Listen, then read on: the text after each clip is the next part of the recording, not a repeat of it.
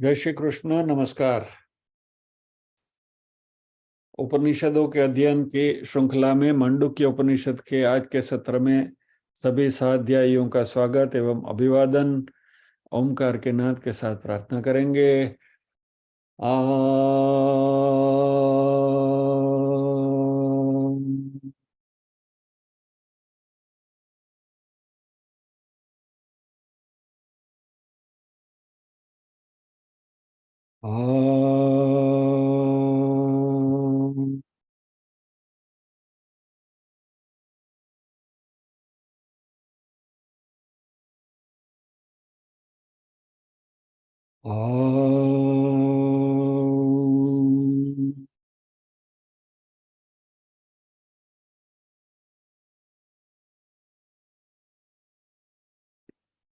वक्रतुंड महाकाय सूर्यकोटि समप्रभ निर्विघ्नं कुरु मे देव सर्वकार्येषु सर्वदा।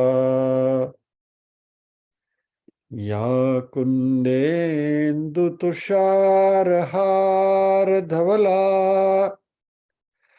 या शुभ्रवस्त्रावृता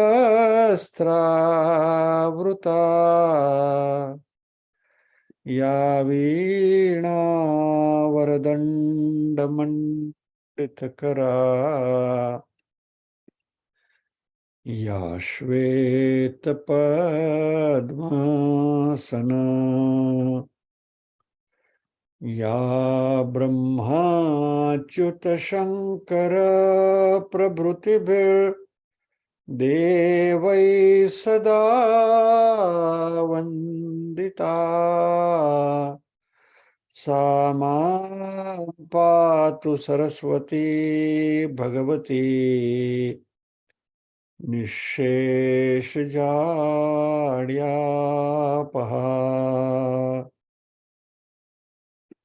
वसुदेवसुतं देवं कंसचाणूरमर्दनं देवकी परमानन्दं कृष्णं वन्दे जगद्गुरुम्। ॐ सहना भवतु सहनौ भुनक्तु सह वीर्यं करवावहै तेजस्विनावधितमस्तु मा विद्विषावहै। ॐ शान्ति शान्ति शान्तिः।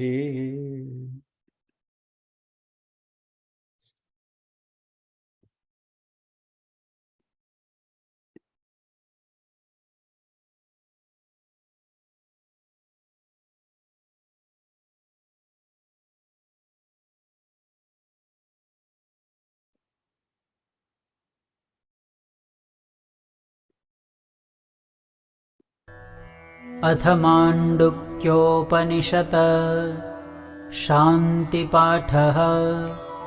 भद्रं कर्णेभिः शृणुयाम देवाः भद्रं पश्येमाक्षभिर्यजत्राः स्थिरैरङ्गैस्तुष्टुवागुंसस्तनूभिः व्यशेम देवहितं यदायुः।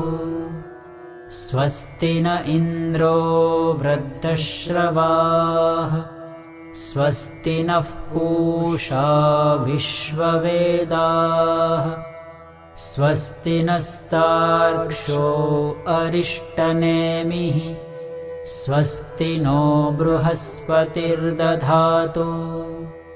ॐ शान्ति शान्ति शान्तिः। अथ प्रथमः खण्डः। ओमित्येतदक्षरमिदं सर्वं तस्योपव्याख्यानं भूतं भवद्भविष्यदिति सर्वमोङ्कार एव। यच्चान्यत्रिकालातीतं तदप्योऽङ्कार एव सर्वं ह्येतद्ब्रह्म अयमात्मा ब्रह्म सोऽयमात्मा चतुष्पात् इति प्रथमः खण्डः। अथ द्वितीयः खण्डः। जागरितस्थानो बहिः प्रज्ञः सप्ताङ्ग एकोनविंशतिमुखः स्थूलभुक् वैश्वानरः प्रथमः पादः। स्वप्नस्थानोऽन्तः प्रज्ञः सप्ताङ्ग एकोनविंशतिमुखः प्रविविक्तभुक् तेजसो द्वितीयः पादः। यत्र सुप्तो न कञ्चन कामं कामयते न कञ्चन स्वप्नं पश्यति तत्सुषुप्तम्। सुषुप्तस्थान एकीभूतः प्रज्ञानघन एव आनन्दमयो ह्यानन्दभुक् चेतोमुखः प्राज्ञस्तृतीयः पादः। एष सर्वेश्वर एष सर्वज्ञ एषोऽन्तर्याम्येष योनिः सर्वस्य प्रभवाप्ययो हि भूतानाम्।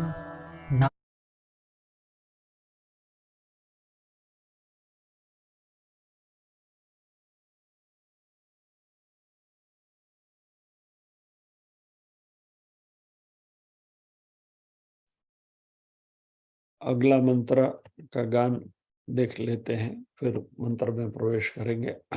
अन्तः प्रज्ञं न बहिः प्रज्ञं नोभयतः प्रज्ञं न प्रज्ञानघनं न प्रज्ञं नाप्रज्ञम् अदृष्टमव्यवहार्यमग्राह्यमलक्षणमचिन्तमव्यपदेश्यमेकात्म्यप्रत्ययसारं प्रपञ्चोपशमं शान्तं शिवमद्वैतं चतुर्थं मन्यन्ते स आत्मा स विज्ञेयः।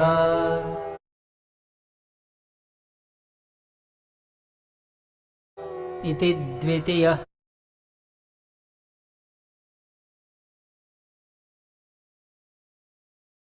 टंग ट्विस्टिंग मंत्र।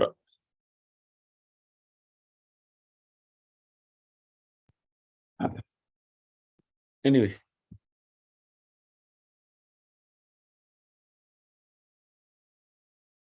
बिफोर वी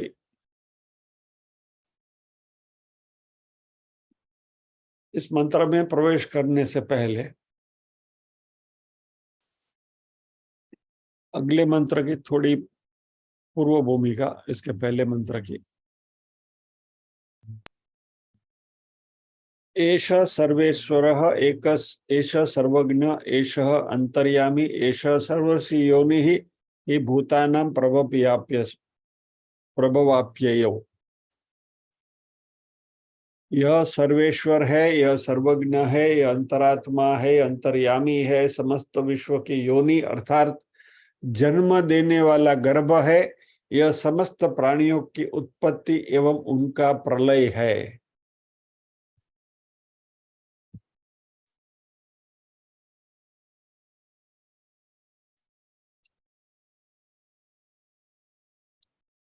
अभी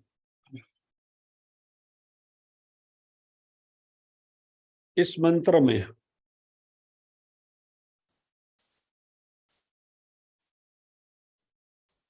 जो बात करी है, यह इस सृष्टि का योनि यानी कि जन्मदाता है और वही सृष्टि का प्रलय स्थान है। इसके बारे में थोड़ा विचार करके आगे बढ़ते हैं। एक मिनट।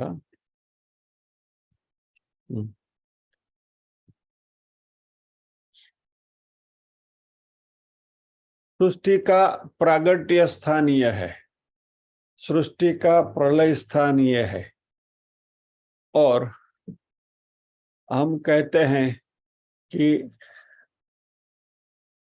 ये ब्रह्म जो है वह निर्गुण निराकार है।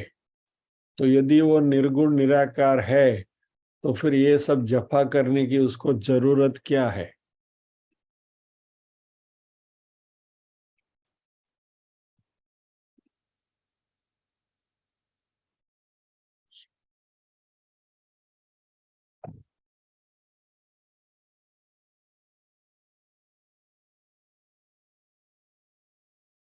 अभी इसमें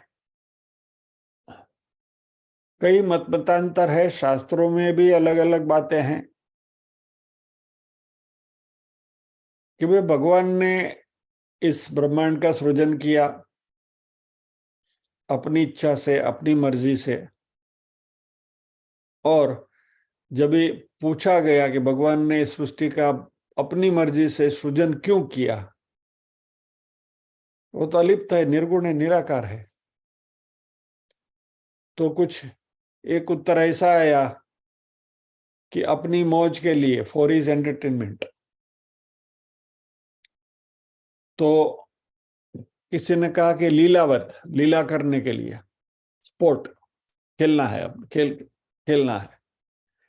वेदांत में भी इसके बारे में अलग अलग बातें हैं।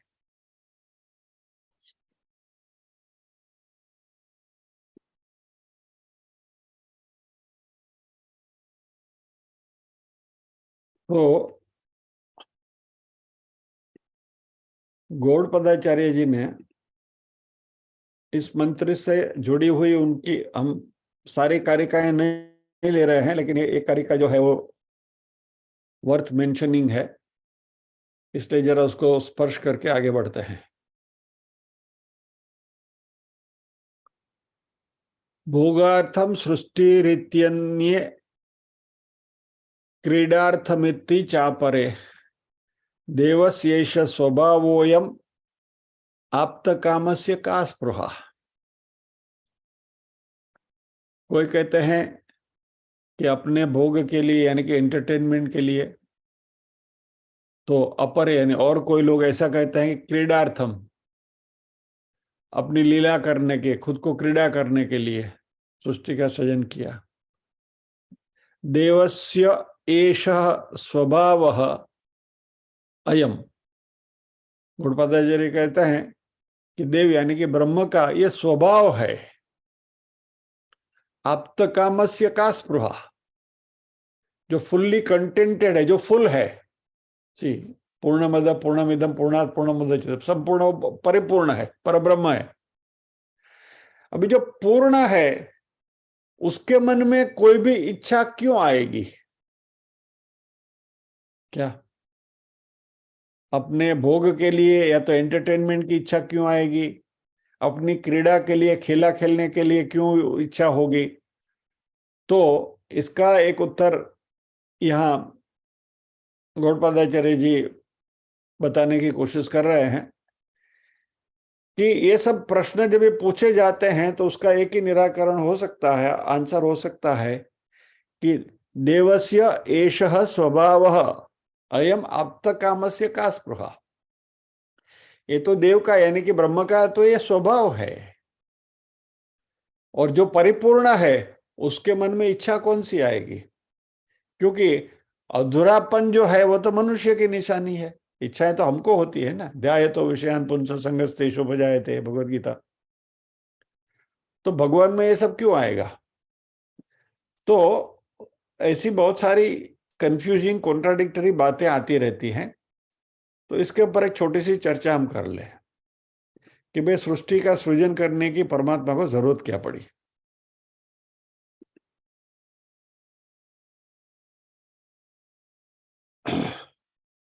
अभी ये सारे उत्तर आप यदि देने की कोशिश करो तो उसमें कंफ्यूजन ही क्रिएट होता है, क्योंकि आप जैसे एक उत्तर देने की कोशिश करो तो उसमें से दो और सवाल प्रकट होंगे। फॉर एग्जाम्पल, भगवान ने अपने भोग के लिए, यानी कि अपने एंटरटेनमेंट के लिए सृष्टि का सृजन किया। अभी भगवान तो अकेले हैं, निर्गुण है, निराकार है। अभी एंटरटेनमेंट जरूरत उनकी क्या पड़ती है? एंटरटेनमेंट की जरूरत किसको पड़ती है समझ ले, कि जिनको कुछ अधूरापन है, कुछ बोर हो गए, चलो भाई बोर हो गए पिक्चर देखने को जाते हैं, बोर हो गए कुछ गाना सुनते हैं, बोर हो गए कुछ अच्छा खाना बना के खाते हैं।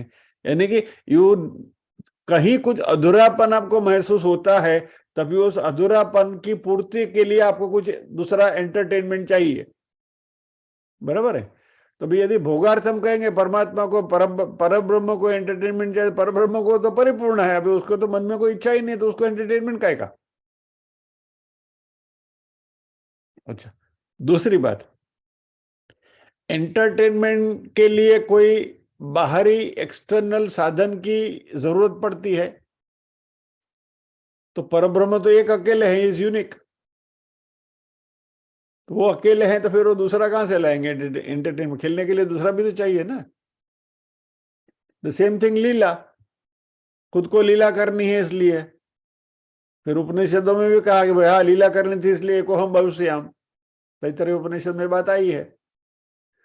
तो ये सारी बातें शास्त्रों में भी हैं, और अलग अलग जगह पर ये अलग अलग बातें अलग अलग तरीके से रखी हुई है। If you look into different Upanishad, ये सारी बातें उपनिषदों में कहीं ना कहीं आई हुई हैं। और जो भी आप उसका उत्तर देना चाहोगे, वह एक नया रहस्य हमारे सामने खड़ा कर देगा सृजन के बारे में। क्या खाली क्या होगा कि वो जो रहस्य का जो लेवल है वो बदलता रहेगा। ये उत्तर का ये रहस्य है, वापस उसका रहस्य ढूंढने जाओ, तीसरा मिलेगा। आपने गोथा खाधा ज करशु, you will keep on tumbling. क्या मान लीजिए कि जैसे हम स्वप्न में हमारी सृष्टि खड़ी करते हैं, स्वप्न सृष्टि खड़ी करते हैं ना, वैसे भगवान ने भी स्वप्न में अपनी सृष्टि खड़ी करी। He dreamed of something and then he created the world. लेकिन हमारा अनुभव ऐसा है कि स्वप्न देखने के लिए जागृति की स्थिति तो चाहिए पहले, ये जन्मों में नहीं तो पहले जन्म में हमारा अगले श्लोकों को याद कर लें, बराबर? तो अभी ये तो भगवान के केस में पॉसिबल नहीं, कि भगवान जागते सोते नहीं है। अच्छा, मान लीजिए कि हम ये जो स्वप्न है वो ये जन्म के रिलेटेड नहीं है, पूर्व जन्म के रिलेटेड है, तो वापस उसमें कर्म जन्म वगैरह सब आ जाएगा। तो भगवान का तो कर्म भी नहीं है, पुनर्जन्म भी नहीं है, तो उनको तो आगे के कोई आगे पाछड़ આપણે ગુજરાતીમાં કહે છે ને આગળ ધરાળ નહીં ને પાછળ ઉલાળ नहीं, उनको तो कुछ है ही नहीं। तो फिर उनको स्वप्न काहे का आएगा? What should he dream of? उनको जरूरत क्या है? तो गौड़पाद जी इस बात के ऊपर कहते हैं, इस थ्योरी के ऊपर, कि ये इस तरीके से यदि हम सोचने जाएंगे तो बहुत सारी गुत्थियां आती रहेंगी, सॉल्यूशन के बजाय कंफ्यूजन ज्यादा क्रिएट होगा। और हमें जो कहते हैं ना कि बौद्धिक तरीके से हमें सेटिस्फेक्शन हो, ऐसा उत्तर मिलेगा ही नहीं। Will not get any intellectual answer. तो इसके बारे में गौड़पंत जी ने अपनी एक बात रखी है कि भाई वैसे तो कुछ था ही नहीं, कोई सृष्टि जैसा कुछ है ही नहीं, ये सृष्टि आई ही नहीं है। क्योंकि ये सृष्टि, ये ब्रह्मांड आया है ऐसा बोलेगे तो आप पूछोगे क्यों आया? ब्रह्म के अंदर ये ब्रह्मांड समाया हुआ ही था, प्रकट या तो अप्रकट रूप में। जैसे गुटली के अंदर आम का वृक्ष छुपा हुआ है, प्रकट उसको बोओगे तो प्रकट होगा, नहीं बोओगे तो अप्रकट रहेगा, लेकिन उसके अंदर आम का वृक्ष छुपा हुआ है गुटली के अंदर। अभी आम और गुटली वगैरह तो क्या है कि भाई ये हमारे स्थूल ब्रह्मांड की बात है कि उसको जमीन में बो तो दिखता है सामने, लेकिन जब जमीन ही नहीं है तो कौन सी गुटली और कहां बोने जाओगे आप? You let us try to go back. इसके पहले क्या, इसके पहले क्या, इसके पहले क्या, कुछ नहीं है। तो कौन सी गुटली और किसमें बोओगे और कौन सा पेड़ उगेगा? कुछ नहीं, इट्स ऑल नॉनसेंस, कुछ है ही नहीं। तो ये ब्रह्मांड न तो था न तो आया है, वो प्रकट रूप में भी नहीं था, अप्रकट रूप में भी नहीं है। तो ये सामने दिखता है वो सब क्या नाटक है? तो वो भी तो है।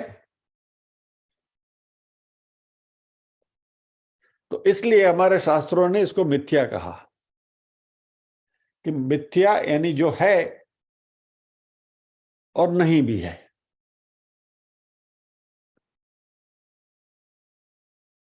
तत्वबोध में वापस जाएंगे। त्रिकाले तिष्ठति यद ब्रह्म, बराबर, तीनों कालों में जो व्याप्त है वो ब्रह्म है। पास्ट, प्रेजेंट, फ्यूचर, तीनों कालों में ब्रह्म है। ब्रह्म पहले भी थे, आज भी है, भविष्य में भी रहेंगे। तीनों काल में कभी भी बोलो ब्रह्म है। त्रिकाले तिष्ठति यद ब्रह्म, त्रिकाले न तिष्ठति यत् असत्य, यानी त्रिकाले तिष्ठति यत् सत्य, तीनों काल में जो नहीं है वो तो है ही नहीं, असत्य है वो। और ये दोनों के बीच का जो मार्ग है वो स्वकाले तिष्ठति यत्, अपने समय में जो दिखता है वो मिथ्या। यानी अभी जो ब्रह्मांड जिस स्वरूप में हमें दिख रहा है वो ये टाइम फ्रेम के रेफरेंस में ब्रह्मांड दिख रहा है, तो अपने अपने समय में दिखता है वो मिथ्या।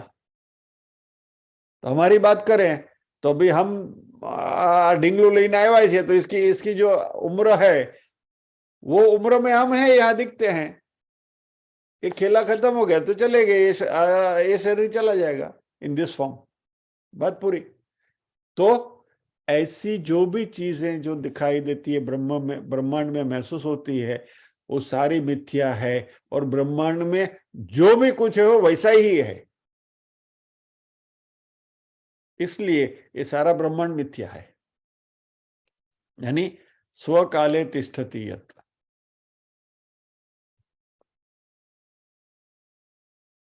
तो फिर ये सृष्टि दिखती है, ब्रह्मांड है, भले स्वकाले तिष्ठति यत्, लेकिन है तो सही। तो गौड़पादा जी कहते हैं कि ये तो ब्रह्म का स्वभाव है, यानी ब्रह्म से अलग नहीं किया जा सकने वाला उनका ही एक हिस्सा है।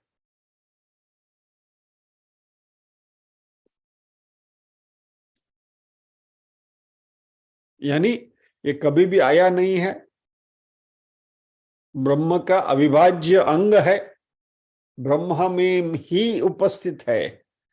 उसका आदि नहीं है, उसका अंत नहीं है, शुरुआत नहीं है, अंत नहीं। इसलिए हम sorry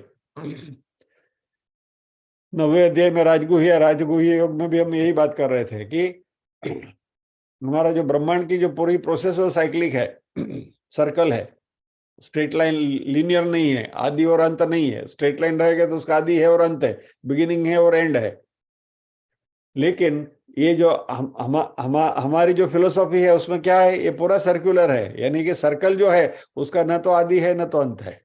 there is no beginning, there is no end. Circle में कहाँ है बिगिनिंग ढूंढोगे और कहाँ एंड ढूंढोगे? साइक्लिक है।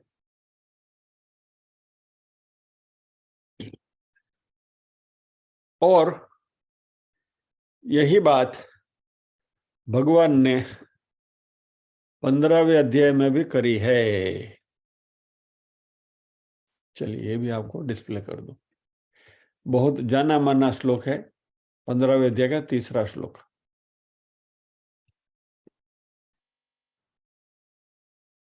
न रूपमस्येह तथोपलभ्यते, नान्तो न चादिर्न च संप्रतिष्ठा, अश्वत्थमेनं सुविरूढ़मूल, मसंग शस्त्रेण दृढ़ेन छित्त्वा। मैं सीधा सीधा उसका ट्रांसलेशन आपके सामने रखा हुआ है, पढ़ रहा हूं, सो दैट इस संसार वृक्ष का स्वरूप जैसा कहा गया है वैसा यहाँ विचार काल में नहीं पाया जाता। इस संसार का जैसा स्वरूप शास्त्रों में वर्णन किया गया है और जैसा देखा सुना जाता है वैसा तत्वज्ञान होने के पश्चात नहीं पाया जाता। जिस प्रकार आंख खुलने के पश्चात स्वप्न का संसार नहीं पाया जाता, क्योंकि न तो इसका आदि है, इसका आदि नहीं है। कहने का प्रयोजन यह है कि इसकी परंपरा कब से चली आ रही है इसका कोई पता नहीं है, और न अंत है, इसका अंत नहीं है। यह कहने का प्रयोजन यह है कि इसकी परंपरा कब तक चलेगी इसका भी कोई पता नहीं है, तथा न इसकी अच्छी प्रकार से स्थिति है, इसकी अच्छी प्रकार स्थिति भी नहीं है। यह कहने का प्रयोजन यह है कि वास्तव में यह क्षणभंगुर और नाशवान है। इसलिए अहंता, ममता और वासना रूप अति दृढ़ मूलों वाले संसार रूप पीपल के वृक्ष को दृढ़ वैराग्य रूप ब्रह्मलोक तक के भोग क्षणिक और नाशवान है ऐसा समझकर इस संसार के समस्त विषय भोगों में सत्ता, सुख, प्रीति और रमणीयता का न बासना ही दृढ़ वैराग्य रूप शस्त्र है। इस शस्त्र के द्वारा काटकर स्थावर जंगम रूप यावन मात्र संसार के चिंतन का तथा अनादि काल से अज्ञान द्वारा दृढ़ हुई अहंता, ममता और वासना रूप मूलों का त्याग करना ही संसार वृक्ष का अवान्तर मूलों के सहित काटना है। न रूपमस्येह तथोपलभ्यते नान्तो न चादिर न च संप्रतिष्ठा अश्वत्थमेनं सुविरूढ़ मूल असंग शस्त्रेण दृढ़ेन चित्वा।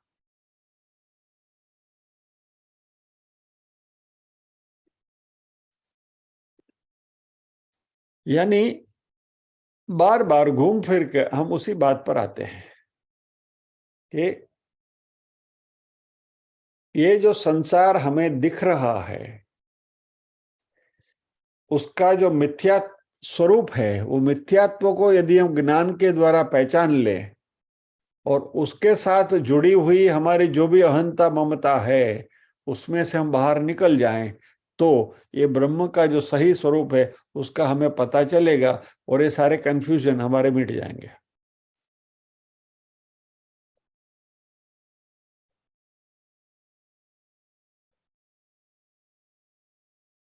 अभी गौड़पाद जी की इस कारिका से थोड़ा भी यदि भी हम बाहर भी निकले तो एक दूसरा क्वेश्चन भी हमारे सामने आता है जो यहाँ उन्होंने डिस्कस नहीं किया, somewhere else it has been discussed,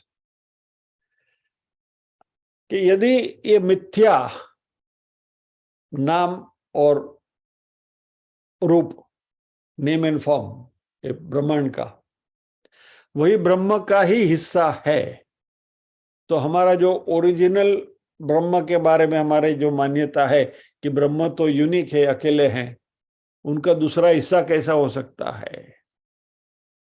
तो उसका आंसर भी यही है कि जो मिथ्या है वो मिथ्या ही है, फिर वो ब्रह्म का हिस्सा भी नहीं हो सकता, बिकॉज मिथ्या इज नॉन एग्जिस्टेंट। तो मिथ्या को न तो आप गिन सकते हैं न तो उसका आभास आपको हो सकता है। और इसका एक एक्सप्लेनेशन ऐसा दिया जा रहा है कि यह हमारे शरीर की परछाई जैसा है, like a shadow of the body,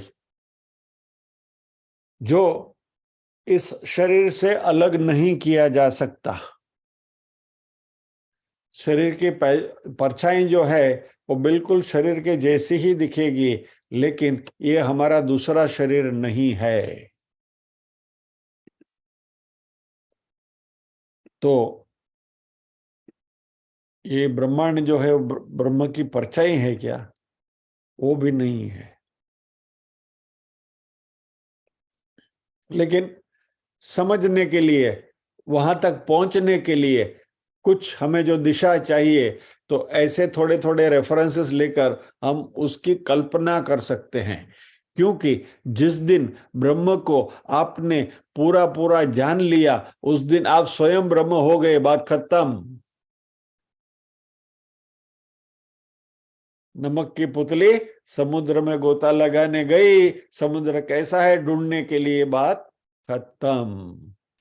फिर आपका स्वतंत्र अस्तित्व रहता ही नहीं है। यानी कि ब्रह्म को पहचानने की जो मगजमारी है वो जब तक हम ब्रह्म तक नहीं मिले तब तक, यानी कि ब्रह्मलीन नहीं हो गए तब तक।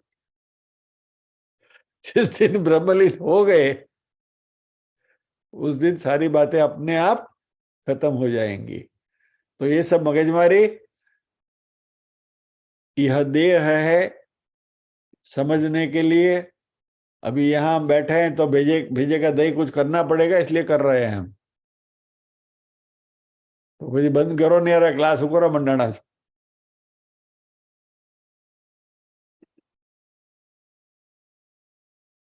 काय कोई नाटक चला रहे हो, छोड़ दो ना। भेजे का दही क्यों करने का। वेल, कहने का तात्पर्य यह है कि भगवान को ऐसी सृष्टि बनाने की कोई इच्छा नहीं होती है, भगवान को ऐसे लीला करने की भी कोई इच्छा नहीं होती है। तैत्तरीय उपनिषद में कहा गया है, रमन्ते लीलावत, क्रीड़ा करते हैं। बट क्या है कि उपनिषदों में भी ये बातें अलग अलग जगह पर अलग अलग तरीके से आती हैं, वो पर्टिकुलर सिद्धांत को समझाने के लिए आती हैं। But at the end of the day इस सृष्टि के सृजन के बारे में यदि आपको कोई भी एक्सप्लेनेशन देना है तो आप ऐसा ही कह सकते हैं कि ये सर्जन जैसा कुछ है ही नहीं।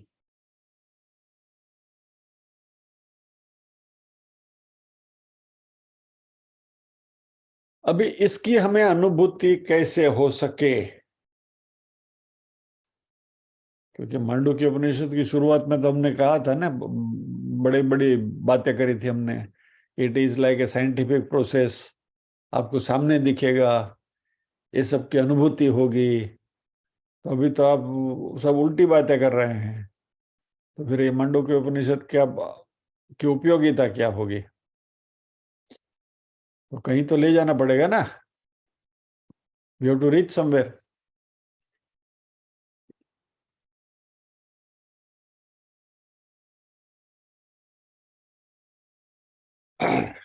आत्मा के चतुष्पाद यानी 4 पाद बताए, 4 क्वार्टर्स, 4 चवनिया। 3 की बात हमने कर ली, बराबर। विश्व, विराट, तेजस, हिरण्यगर्भ, प्राज्ञ और ईश्वर, बराबर। अभी ये जो नाम है, विश्व, विराट, तेजस, हिरण्यगर्भ, प्राज्ञ और ईश्वर, ये जो नाम दिए हैं हमने, यह वही चैतन्य के अलग अलग स्वरूप के साथ जुड़े होने के नाम हैं। Mark my words very carefully. उसी चैतन्य का हमारे अलग अलग स्वरूप से जुड़े रहने का मात्र नाम है।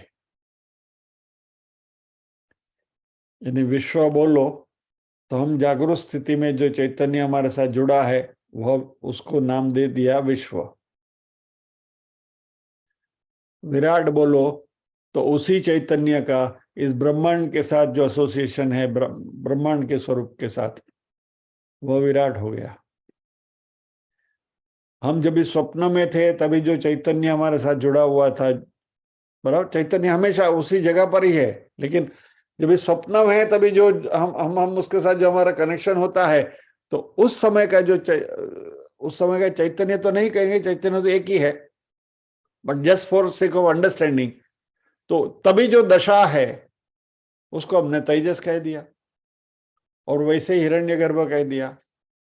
और तीसरा, जब भी हम सुषुप्ति अवस्था में हैं, न तो जाग रहे हैं, न तो सो रहे हैं, न तो स्वप्न देख रहे हैं, गहरी निद्रा में सुषुप्ति में है, तो उसको प्राज्ञ कह दिया, और उसको ब्रह्मांड के लेवल पर ईश्वर कह दिया। Eventually it is the same chaitanya हमारी अलग अलग दशाओं के साथ उसका जुड़े रहने का जो संबंध है उसको अलग अलग नाम हमने दे दिए।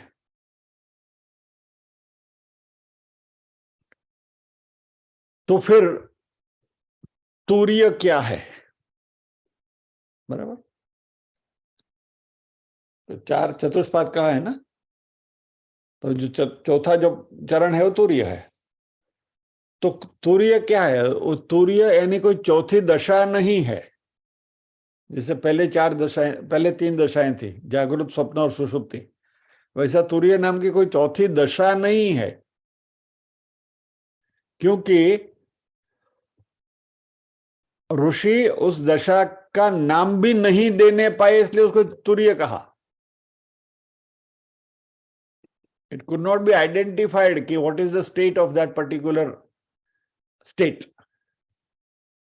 वो दशा की दशा क्या है वो भी पता नहीं था, इसलिए उसको नाम नहीं दे पाया, उसको तूर्य कह दिया।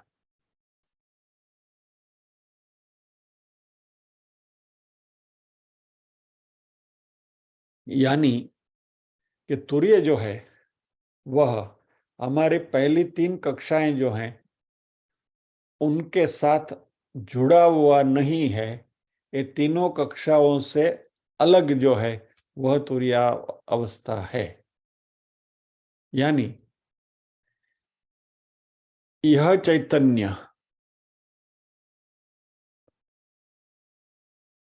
जिसको हम अपने मैंपन से अलग करें, तीनों स्टेटों से, तीनों स्थितियों से, और वो अलग की हुई चैतन्य को अलग की हुई जो दशा होगी वो तुरीय है।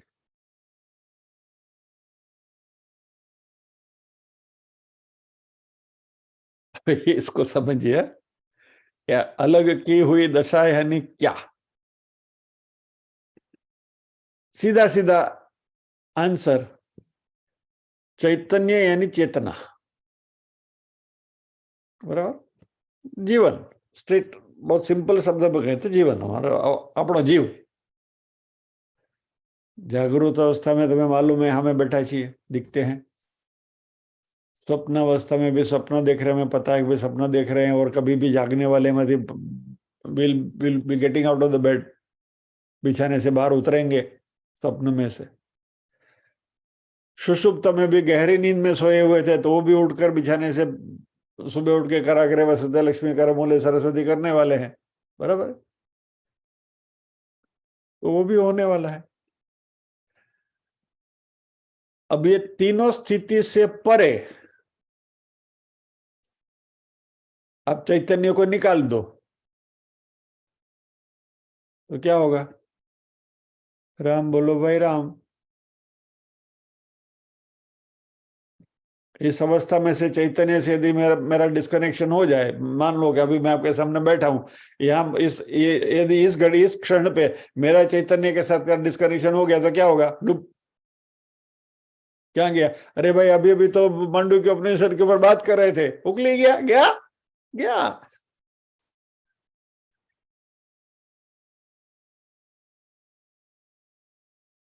ભગવાન આવી રીતે જવાનું બધાને આપે,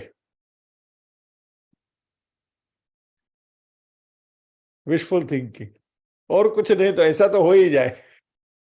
बराबर। वो हॉस्पिटल के बिस्तर पे पड़े पड़े, यहाँ ट्यूब लगी है, यहाँ ट्यूब लगी है, यहाँ यहाँ यहाँ सब, इससे ये अच्छा है બેઠા બેઠા ઉકલી ગયા। શું તો દાદા સવારે ચા પીતા હતા, ઘૂંટડો ભર્યો ને ગયા, સારું જવા દો। एनीवे, सो जागृत अवस्था में चैतन्य के साथ यदि हम डिस्कनेक्ट हो गए तो जो शरीर है वो मृतप्राय हो जाएगा। स्वप्नावस्था में आप चैतन्य से डिस्कनेक्ट हो गए, होता होता पथारी में उकली जाओ, और सुषुप्ति में भी वही होगा। यानी चैतन्य के साथ का हमारा अलग होना नामुमकिन है। Dissociation with consciousness is not possible.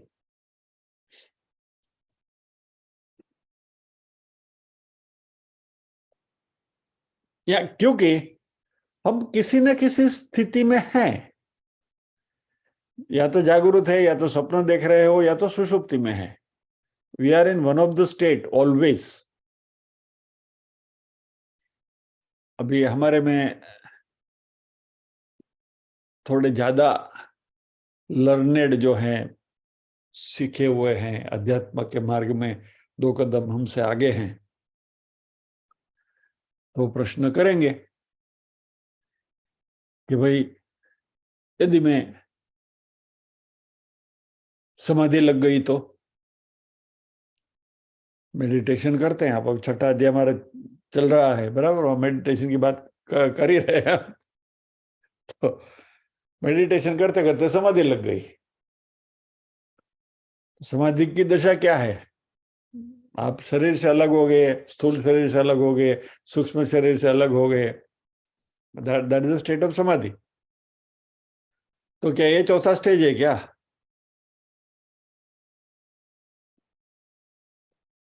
क्योंकि समाधि दशा में हम हमारे सारे इंद्रियों से कट ऑफ हो जाते हैं, बराबर। यानी बाह्य इंद्रियां 15, पंच ज्ञान इंद्रिया, पंच कर्म इंद्रिया और पंच प्राण। यानी प्राण है लेकिन एकदम बहुत सुषुप्त अवस्था में चल रहा है, खाली श्वासोच्छ्वास चल रहा है। प्राणाय स्व, अपानाय स्व, व्यानाय स्व, उदानाय स्व, समानाय स्व, ये 5 प्राण जो है वो अपनी अपनी क्रिया में वर्चुअली स्थगित हो गए हैं, बराबर। समाधि सदस्य में खाली श्वासोच्छ्वास चल रहा है। यानी ये सारे सुषुप्त, निष्क्रिय, डोर्मेंट स्टेट में है। अंतःकरण, मन बुद्धि चित्त अहंकार, ये भी डोर्मेंट हो गए। मन भी शांत हो गया, बुद्धि भी कुछ सोच नहीं रही है, चित्त में कुछ नया रजिस्टर होता नहीं है, चित्त में जो स्टोर हुआ है वो वहां से बाहर निकल के मन में आता नहीं, क्योंकि मन सो गया है, बराबर, सुषुप्त।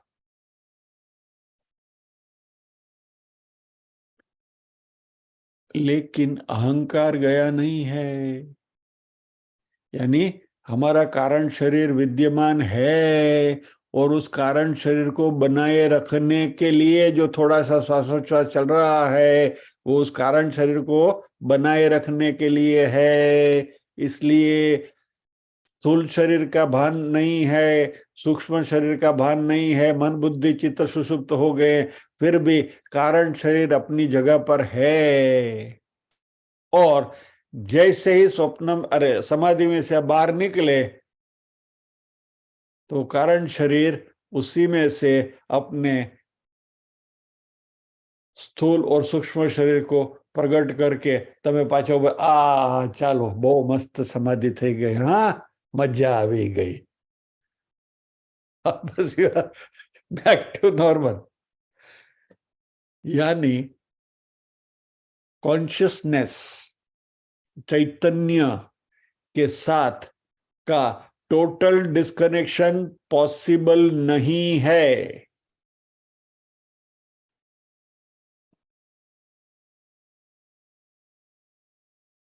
तो चैतन्य को हमारी इसी किसी भी दशा से आप टोटली अलग नहीं कर सकते, यानी तीनों दशा से अलग नहीं कर सकते। लेकिन यहां तो मांडुक्य उपनिषद में तो ऋषि तुरीय स्थिति की बात कर रहे हैं कि जो तीनों स्थिति से परे है। तो फिर हाउ इज इट पॉसिबल? और ये पॉसिबल नहीं, अभी हमने बात करी तो हिसाब से तो पॉसिबल नहीं, it is not possible, impossible है वो। और इम्पॉसिबल है तो मांडुक्य उपनिषद का रेलेवेंस क्या? दुकान बंद करो, चलो खत्म, मांडुक्य उपनिषद पूरा, आगे चर्चा नहीं करनी है। हजी तो अर्धे आया, 6 श्लोक थे, 12 છે टोटल तो 12 है ना, अभी तो 6 ही हुए हैं। तो फिर ये यही करना था तो काय को शुरू किया? जो भी है ऋषि ने लिखा है तो वही जवाब देंगे, हमें ज्यादा उसमें मगजमारी करनी नहीं है।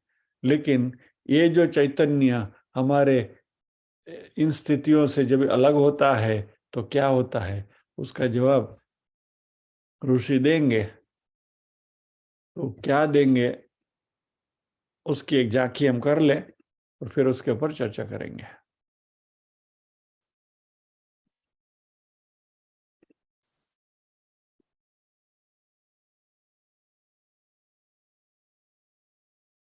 सातवां मंत्र।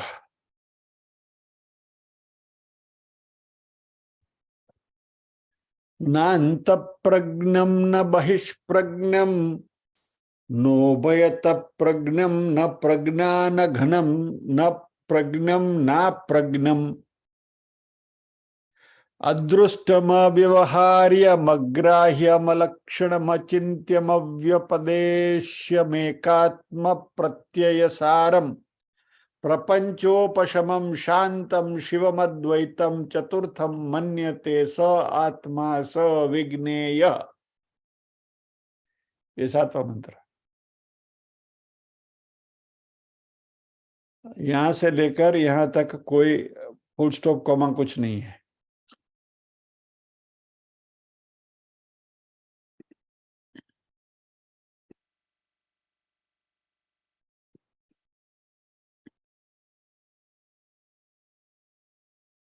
इसकी संधि विग्रह करें तो नान्तः प्रज्ञम न अंतः प्रज्ञम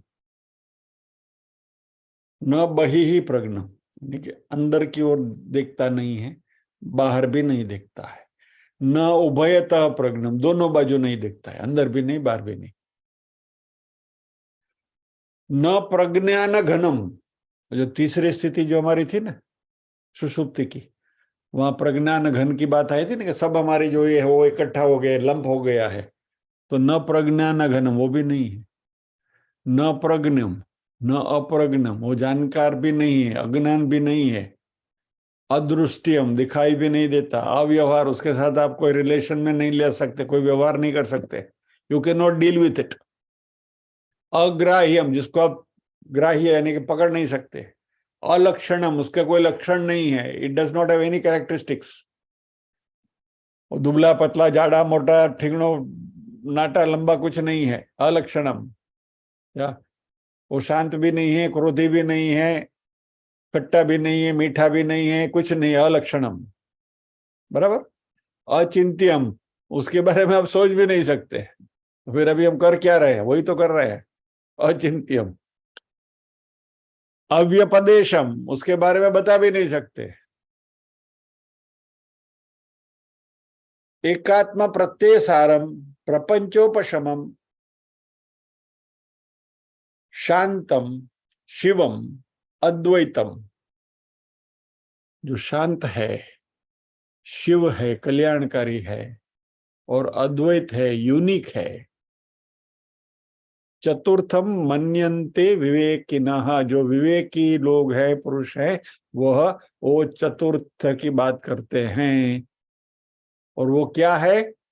सह आत्मा, वही आत्मा है।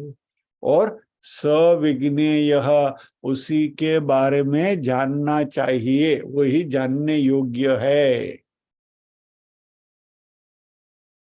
न अंत प्रज्ञम न बहिप्रज्ञम न उभयत प्रज्ञम न प्रज्ञान घनम न प्रज्ञम न अप्रज्ञम अदृष्टम अव्यवहारम अग्राह्यम अलक्षणम अचिंत्यम अव्यपदेशम एकात्म प्रत्ययसारम प्रपंचोपशमम शांतम शिवम अद्वैतम चतुर्थम मन्यन्ते विवेकिनः स आत्मा स विज्ञेयः।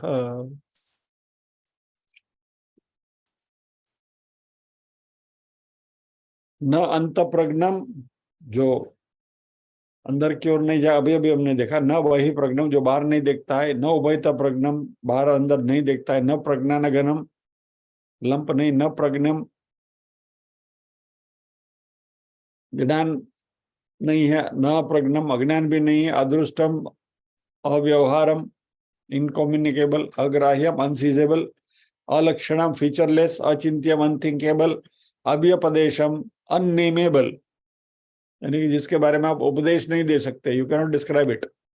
एकात्म प्रत्यसारम, whose essentiality is awareness of the self in its single existence. प्रपंचोपशमम, in whom all phenomenon dissolve. अभी जो हम ये सब हम जो कर रहे हैं सारे प्रपंच है, वो प्रपंच हमारा जो कोलोक्यूल जो मीनिंग है उसके अर्थ में मत लेना कि भाई ये तो वो साला प्रपंच ही है, वो तो नॉट दैट प्रपंच। यानी जो कनिंग वाले जो मीनिंग में प्रपंच हम लेते हैं ना, वो कनिंगनेस प्रपंच नहीं। प्रपंच यानी 5 चीजें, यानी ये 5 महाभूत के समन्वय से जो भी व्यवहार हो रहा है उसको प्रपंच बोलते हैं। अभी अभी हम जो कर रहे हैं वो भी प्रपंच है, बोलने सुनने का, बराबर। तो प्रपंचोपशमम यानी ये जो ऑल द फिनोमिना, जो भी व्यवहार की जो फिनोमिना है वो सारी शांत हो जाती है। शांतम शिवम यानी कल्याणकारी, अद्वैतम यूनिक, उनके अलावा और कोई नहीं है। चतुर्थम चौथा, मन्यन्ते ऐसा मानते हैं, वह आत्मा है। सहविज्ञेय उसी को जानना है। वो न अंत प्रज्ञा है, न बहिष्प्रज्ञा है, न उभय प्रज्ञा अर्थात अंत एवं बहिष्प्रज्ञा एक साथ है। न प्रज्ञान गण है, न प्रज्ञा ज्ञाता है, न प्रज्ञा ज्ञाता। वह जो अदृष्ट है, अव्यवहार्य, अग्राह्य, अलक्षण, अचिंत्य, अव्यपदेश अर्थात अनिर्देश्य है। आत्मा के एकांतिक अस्तित्व का बोध ही जिसका सार है, जिसमें समस्त प्रपंचात्मक जगत का विलय हो जाता है, जो पूर्ण शांत है, जो शिवम है यानी कि मंगलकारी है, जो अद्वैत है, उसे ही चतुर्थ पाद माना जाता है। वही आत्मा है, एकमात्र वही जानने योग्य तत्व है। હવે આ ભૂંડ જોયું मांडुक्य उपनिषद का अध्ययन क्यों करना है? तो कि वही आत्मा है, वही जानने योग्य है, उसी की ही जानकारी प्राप्त करनी है, इसलिए ये सारा प्रपंच हो रहा है।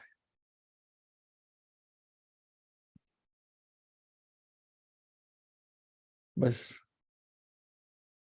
भेजेगा, काफी दही हो गया। હવે જાજો વલોશો તો છાશ થશે।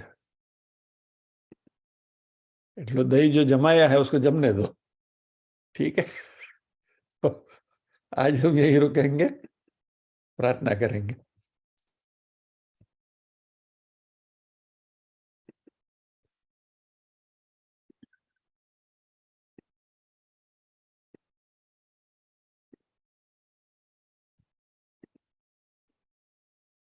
ओम असतो मा सद्गमय, तमसो मा ज्योतिर्गमय, मृत्योर्मा अमृतंगमय। सर्वेषां स्वस्तिर्भवतु, सर्वेषां शांतिर्भवतु, सर्वेषां मंगलं भवतु, सर्वेषां पूर्णं भवतु। लोका समस्ताः सुखिनो भवन्तु, लोका समस्ताः सुखिनो भवन्तु।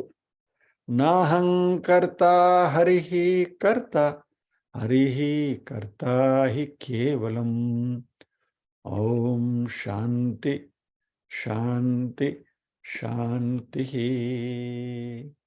सभी के हृदय कल में विराजमान परम कृपालु परमात्मा को वंदन करते हुए आज के सत्र को विराम देते हैं। अगले गुरुवार फिर मिलेंगे। मांडुक्य उपनिषद का सबसे इम्पोर्टेंट इस मंत्र का अध्ययन शुरू करेंगे अगले गुरुवार से। जय श्री कृष्ण।